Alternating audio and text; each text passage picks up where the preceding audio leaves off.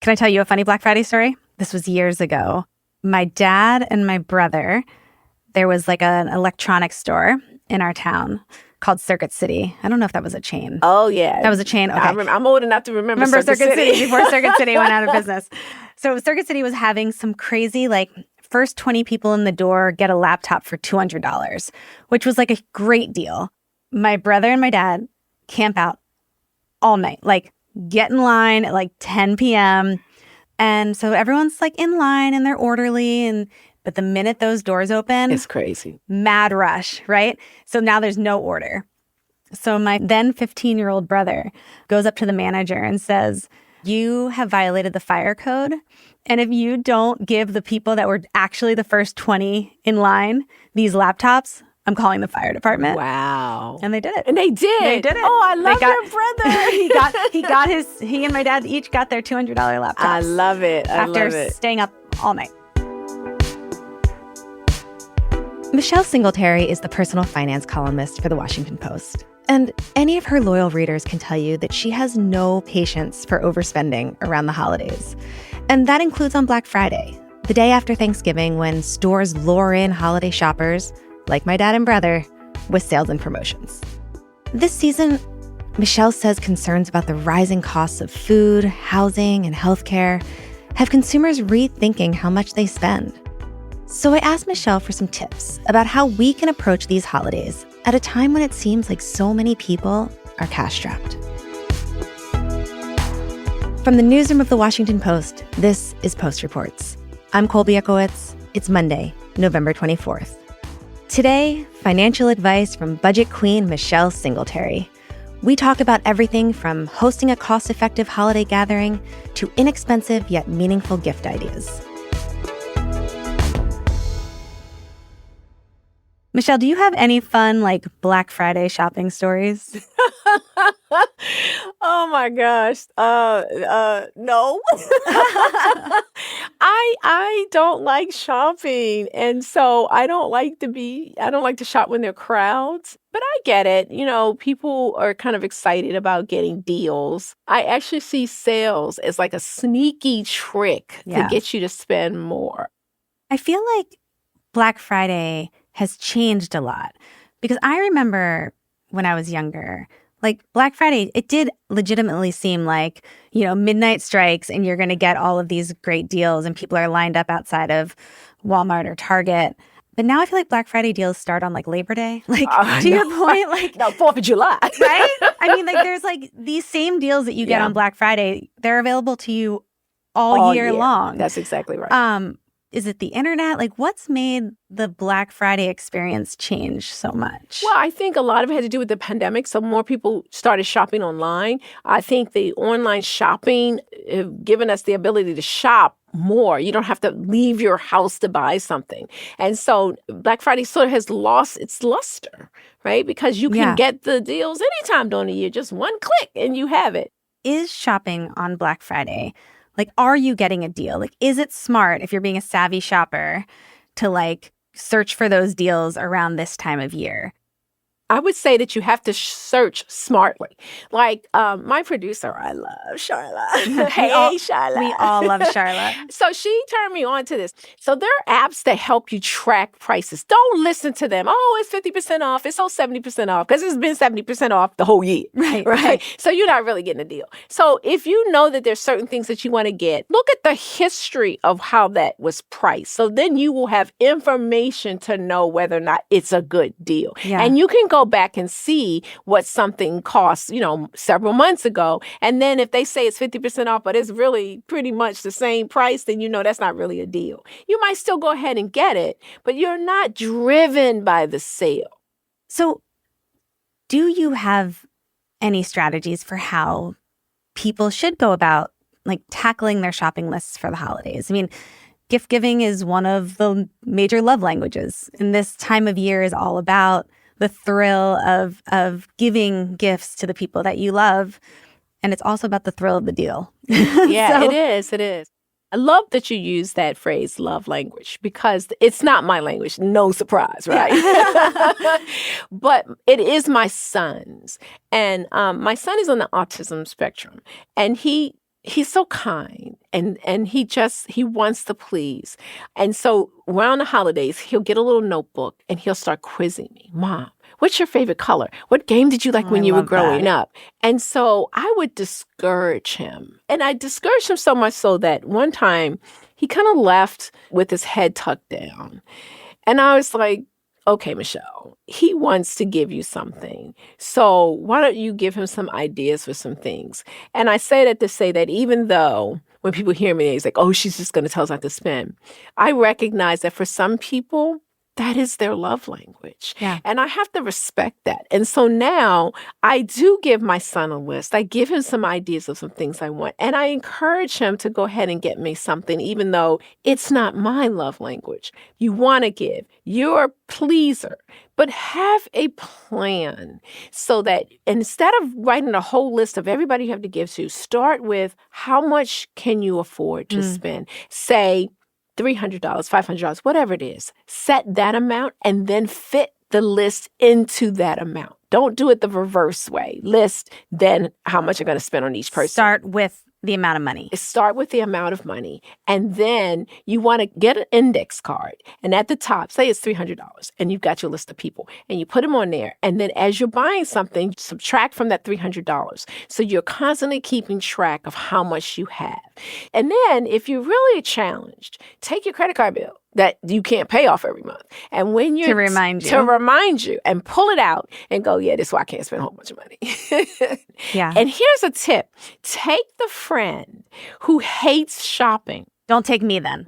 Right. Don't take me. So people will take me. So take the person who is always frugal.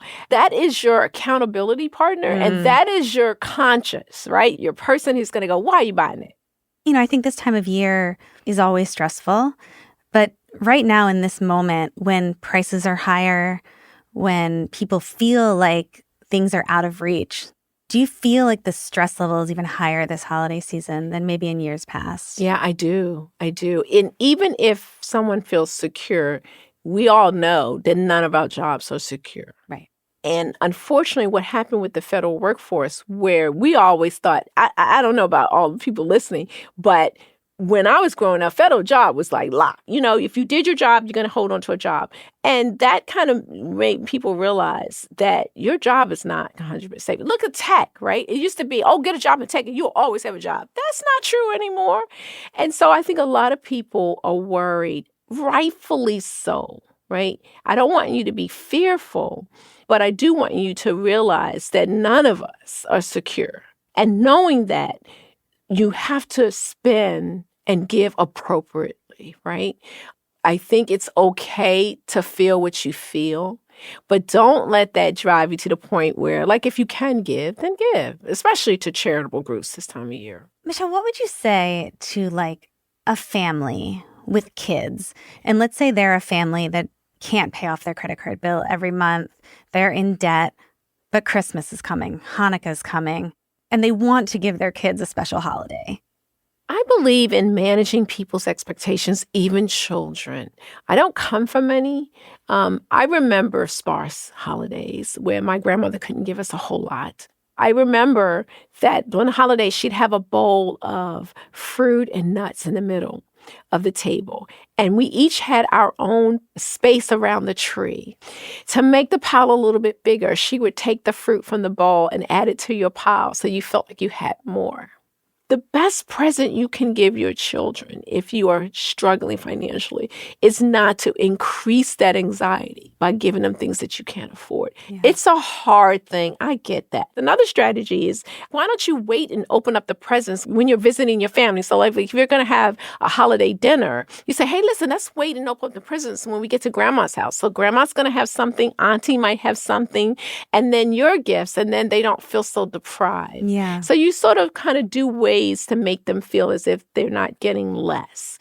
But you do have to be the grown-up and just say, we can't. And the older children, they already know. They're at the house. They see you're stressed. Yeah. And don't underestimate the ability of your children to understand the situation. You don't want to burden them. You don't want to say, we broke. But you want to just say, hey, listen, we're struggling a little bit. I can't give you everything you want, but what I can give you, I'll try. But the most important thing is that I love you and that I want to create a safe home for you. I want to keep the roof over your head. And when I can do better and I get more, I will. I remember growing up, we didn't have a lot either. And my mom always used the layaway system at Kmart. She would start, every time we would go to Kmart, she'd give a little money so that, by the time the holidays rolled around, there'd be enough there to buy me and my brother toys. So do programs like that still exist? Is that something that people should be thinking about when they're thinking about the holidays? I remember layaway programs very well. My grandmother did that as well. She would, in that case, you get the item, but you couldn't take it home. You'd had to leave it at the store. Right. And so you paid it off. And that was her way to get enough gifts to put on our little piles, right? Mm-hmm. And so now it's like, buy now, take it home, and pay us later. And I think it's a trap for many people because it encourages them to overspend because they can stretch it out in a couple of payments.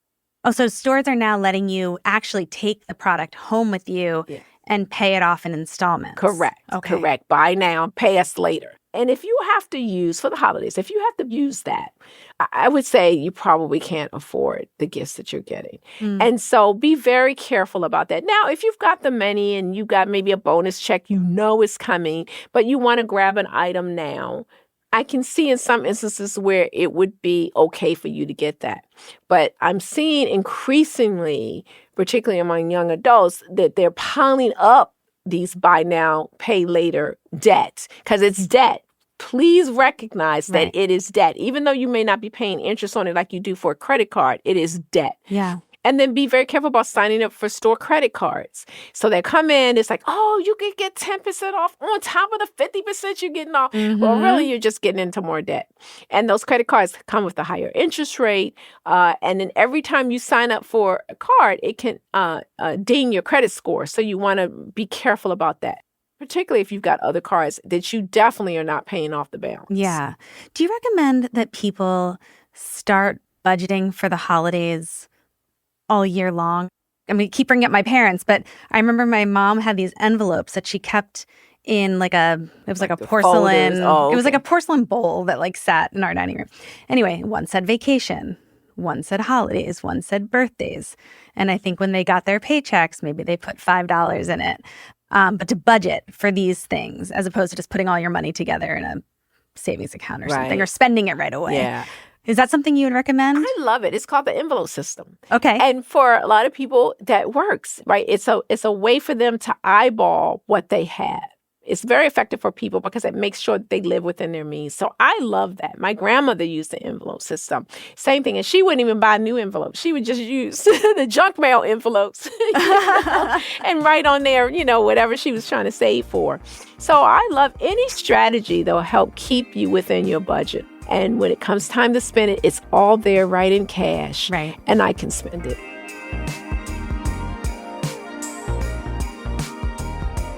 We're going to take a quick pause, and when we're back, Michelle shares some tips for how to approach hosting this holiday season if you don't want to break the bank.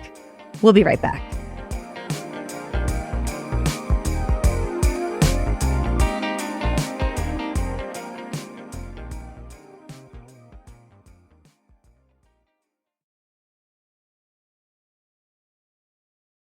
I want to ask you about Thanksgiving because you had a column recently, and the headline was, quote, "I'm on a budget, but I want to host Thanksgiving dinner. Can I charge guests?" First of all, I don't know. Is that like an actual thing that people do? It's an actual thing. That people charge people to come to their Thanksgiving? Well, I mean, okay, I want to hear your answer. But I think I could understand, can you split the groceries with me? Yeah. But a cover charge seems a little weird. Basically, they're saying, I'm going to be host. I'm going to cook dinner, but I need you to bring money so that I can host. So they'll say, okay, we're having, can you give me $25? Or everybody pay me $25. But it really is a charge, right? I mean, it's almost like they're at a restaurant. I think it's rude. I think it's not right. If you can't afford to host, don't host. Yeah. I mean, we should not, guests should not pay. It's as simple as that. Now, I know like a lot of young people like, you don't know what you're talking about. You okay, boomer, right? But you're the host. You're inviting me into your space. And I shouldn't have to pay you to be in that space. And if that means, okay, you can't afford the whole meal, I get that. Let's have a potluck. Well, I was going to say, I feel like a solution to that might be I'll supply the turkey. Can everyone else bring the sides? That's right. Or something. Yeah, I love that. And my family and I do that. Now, to be a successful Thanksgiving potluck, you have to have a plan. That's the theme for this, right? A plan. And so, okay, I'm bringing the turkey. You bring this. And listen, do not bring 4 rolls and there are 12 people coming. Do not bring the potato salad and you can't make potato salad. Right. So you tell everybody, even to the point of if somebody doesn't cook, I don't cook. So then you handle the silverware and stuff, or the cups and the ice or the drinks. And it is the most fun. Everybody kind of shares the financial burden. Yeah, I was going to ask you, how do you talk about that with your friends and family? Like, how do you talk about scaling back holiday celebrations and gifts this year? Because I imagine those are really difficult conversations for people. It is. We have such a difficult time talking about money. Now, I'm very surprised about this because we go online, we talking about our sex life. Right, we'll talk about anything. Talk about all kinds of stuff. We put our business out there, but when it comes to money, it's like silence. Mm-hmm. And so I am big on empowering people to live their financial truth. And so ahead of the holidays, you start calling people. Listen, I just need to get my money thing together. You don't have to give them any details. And I'm telling you, about 99.9% of the time, you mention budget and trying to get my money together, and most people will instantly go, yeah, I know what you're talking about. And then you actually probably free them up because they're scared to talk about it. But once you bring it up, I know my budget too. My emergency fund isn't where it should be. And it just releases everybody from this responsibility of spending money on each other. And for many people, not all, because there's some people who are struggling and they don't have a lot. But there are a lot of people who, what more do we need? Your husband don't need another tie. No, I know. I don't need another scarf or bath set or lotion set. We're such a consumerist society, though. Like, we just love stuff, right? And we love accumulating stuff. And I feel like that's where you will come in and say, but you don't need it. You don't need it. You don't need it. And listen, one year my husband and I did $100 holiday. It's actually a book called $100 Holiday by Bill McGibbon. And he said, just spend $100 on everybody. Like everybody. Fully, like only $100. Only $100. Okay. And it was the best Christmas we ever had. Everybody in our family, except for one relative, was so relieved because we said, we're not going to spend a lot, and you don't have to spend anything on us. And it was the best Christmas. Now, there was a relative, I'm not going to lie. He didn't speak to us till Easter. Really? Because there weren't enough gifts for him? That's exactly right. But it was our fault because we didn't manage people's expectations. We kind of sprung it on them. Now, most people were cool with it, but we should have said ahead of time, like maybe at Labor Day. Yeah, well, like you were saying, have those conversations. Right. Let people know what to expect and not to expect from you this holiday season. Right. There's alternatives, I guess, to having to buy everyone on your list a gift. Do you have any other tips for being able to give but not overspend? Yeah. We joke about sort of the handwritten coupon, for things, but it really is an effective way to give and not overspend or spend at all. And I was a mom of 3 kids. You know how hard it was to find a babysitter for 3 kids. And if someone said, instead of buying you, some sweater that in some color that I don't like, I will take your kids one Saturday night. So you don't even have to go out. You can just go upstairs and take a bath. I would have been, yay. Yeah. So things like that. Or you've got a working mom and she works downtown and this was me stretching, just to try to pick up my kid. And for a gift that you said, listen, how about, once a month, I'm going to go get your kids so that you're not stressing trying to fight commuter traffic. I love that. Oh my goodness. Yes. I would be like, that's the best gift ever. Totally. And one of my daughters is such a great chef. She is such a great cook. She gave me a certificate for 3 home-cooked meals, and I can invite a guest. Ooh. And she actually put an expiration on it. And she would buy all the ingredients and cook, and I'm telling you, it's like the best gift. And at Thanksgiving, we also do Secret Santa. So that was the other thing. Large family, lots of presents. That was getting crazy. And so now we do Secret Santa, meaning everybody picks a name, right? And you only buy for that person. You only have to get one gift. And please, please remember that the thing that we treasure the most is time. And that's something you can't buy, right? We don't have enough time for our friends. We're ripping and running and on our phones. But how about you come over and we have some tea and we just talk? I love that. It's so precious, Yes. right? And even our kids, we talked about a lot about kids and wanting stuff. They're going to remember the times that you might have just, walked around the neighborhood and picked up pine cones. Or maybe you go see the Christmas tree in the community square or park or whatever.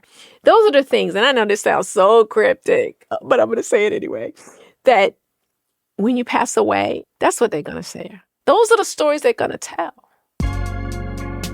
Hearing you say that, my dad passed away 2 years ago.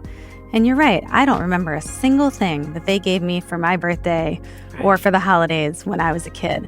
But boy, do I remember, drives with my dad to go get donuts in the morning, or, when he would be able to give me time in an otherwise really busy work week. Like, that's what I treasure and that's what I miss. So I think that's such wonderful advice. Yeah. Michelle, thank you so much for coming on, and I hope you have a very, very happy Thanksgiving. Thank you. Michelle Singletary is the Post's personal finance columnist. That's it for Post Reports. Thanks for listening. Today's show was produced by Charlotte Freeland. It was mixed by Sean Carter and edited by Rena Flores and Ted Muldoon. Thanks to Helen Fessington.